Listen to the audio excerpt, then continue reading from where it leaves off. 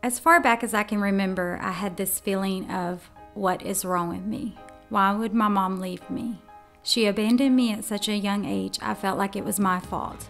I felt like if I could have been different somehow, she would have stayed. I took it personally. I took it to the core of my being.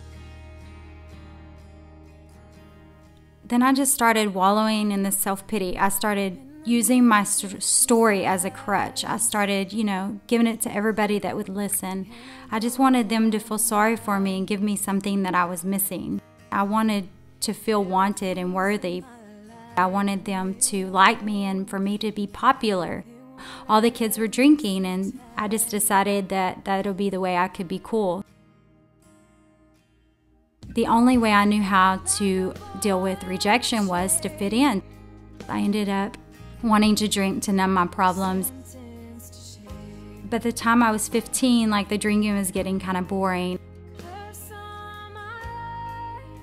I just started to feel empty and worthless again. So, the boys started to notice me, and the first boy that gave me attention and, showed any caring for me at all and just showed me this kind of love, I was like, okay. And so I ended up giving him what he wanted, and of course, he did the one thing I didn't want to be done to me. He ended up rejecting me. And I just started to go on to the next guy that would show me this newness, this attention that I wanted. And this cycle just continued. I ended up getting pregnant at 19 and having my son. And I thought that this could be the one thing to fix me. He was going to be the missing puzzle piece to my life. Once again, I was at the fork in the road. I was miserable and hopeless. Playing house, this life, this being with this guy I had this child with was going to fix me. It didn't. I just went back to everything I know. But it was even worse than before because I had become the one person I didn't want to become, and that's not being a mother to my son. So I tried meth for the first time. Man, that first hit was the life. I felt like I was so empowered that I found something to fulfill me, to make me happy. I didn't care. I was so addicted to it, I had to have it every hour of every day.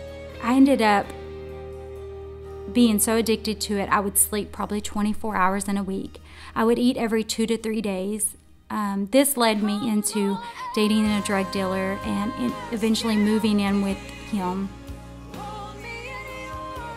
This relationship was the most dysfunctional relationship that, we would get high together, we would come down together.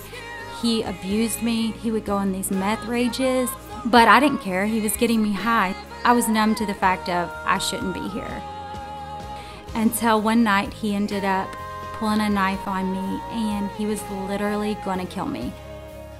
It was the scariest thing I'd ever been through, and somehow I got away. And I locked myself in this bathroom, and in that moment, the beating of the door, and I'm faced with life or death, and I just cry out to this God that I'd heard about, but I didn't know if it was real, or if he was real, or if it could even save me.